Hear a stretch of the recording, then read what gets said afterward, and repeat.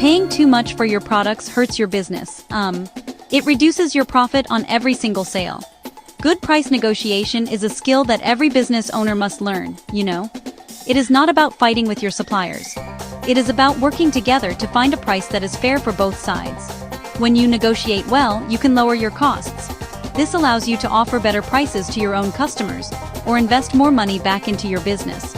A good deal makes your company stronger and more competitive in the market. It is a fundamental step toward building a sustainable and profitable enterprise for the future. Strong negotiation also helps you build better relationships.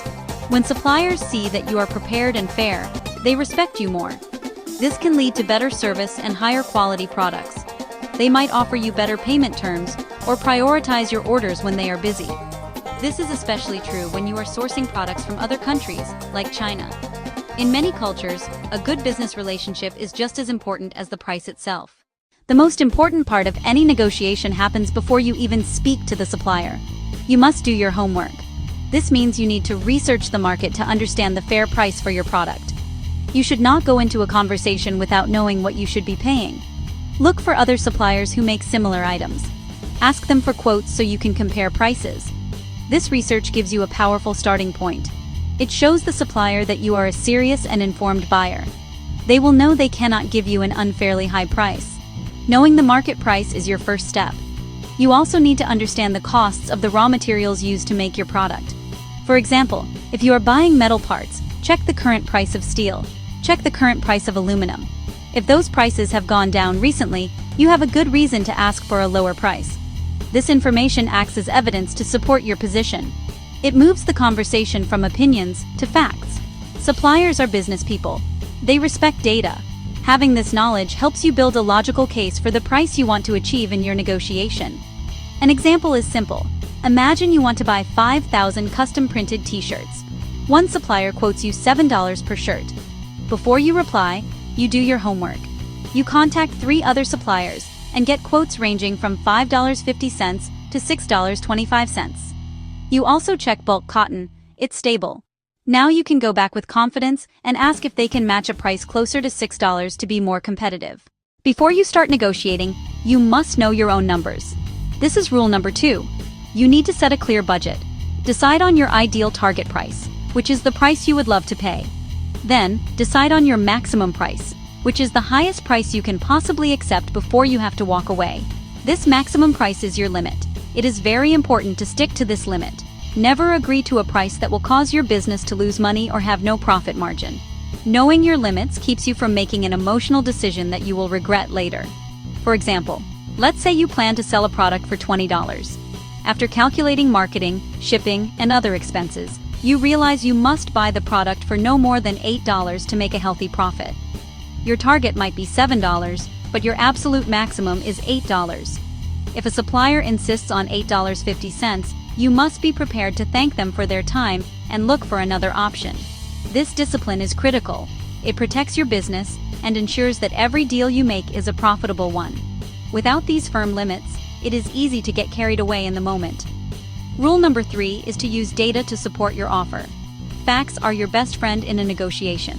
When you make an offer, do not just pull a number out of the air. Back it up with solid information. This could be a report on raw material costs, quotes from competing suppliers, or even data about the final retail price in your target market. Rule number 4 is to build a real relationship with your supplier. Business is about people. A good relationship can often get you better results than aggressive tactics can. Be polite and respectful in all your communications. Try to learn about their business and show genuine interest. In many cultures, especially in China, the concept of guanxi, or personal connection, is extremely important. A supplier who likes and trusts you is more likely to give you a better price, help you with a rush order, and work with you to solve a problem. This is a long-term strategy that pays off. Building a relationship does not have to be complicated. Start with a friendly opening to your emails. Ask how their business is doing before you jump into your requests. If meeting, spend a few minutes on small talk.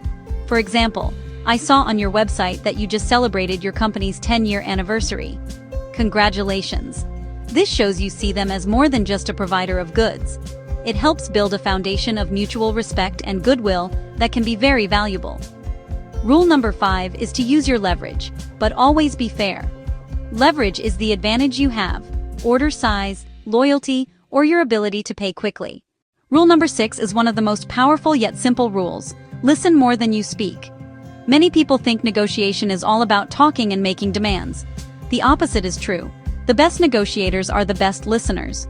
You should aim for the 70-30 rule. Spend 70% listening and 30% talking.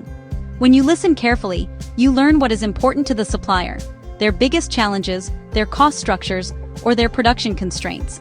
This information is pure gold. When you understand the supplier's needs, you can find creative solutions that help both of you.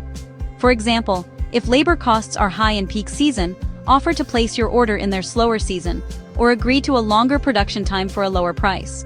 Rule number 7. Trade concessions. Don't just give them away. A concession is something you give to help reach agreement. A smart negotiator never gives a concession without asking for something in return. If you, then I. Think of small offers that cost you little but matter to the supplier. Offer to pay a deposit earlier, or promote their company on your social media. Plan these concessions ahead. Example: I understand you cannot lower the price per unit. However, if I agree to pay 50% upfront instead of 30%, can you include shipping costs in the price? You're offering better cash flow. They're offering free shipping to lower your total cost. That's a smart trade that creates value for both and closes the deal. The final rule, rule number 8, is simple but absolutely critical. Put all your agreements in writing. A verbal agreement is not enough. Memories can be short. Misunderstandings can happen easily, especially with complex details or language barriers. Once you've negotiated price and terms, document everything. This written record protects both you and the supplier. It keeps everyone on the same page and reduces disputes. This isn't mistrust. It's professional clarity and good business practice. Your written agreement must be clear and detailed.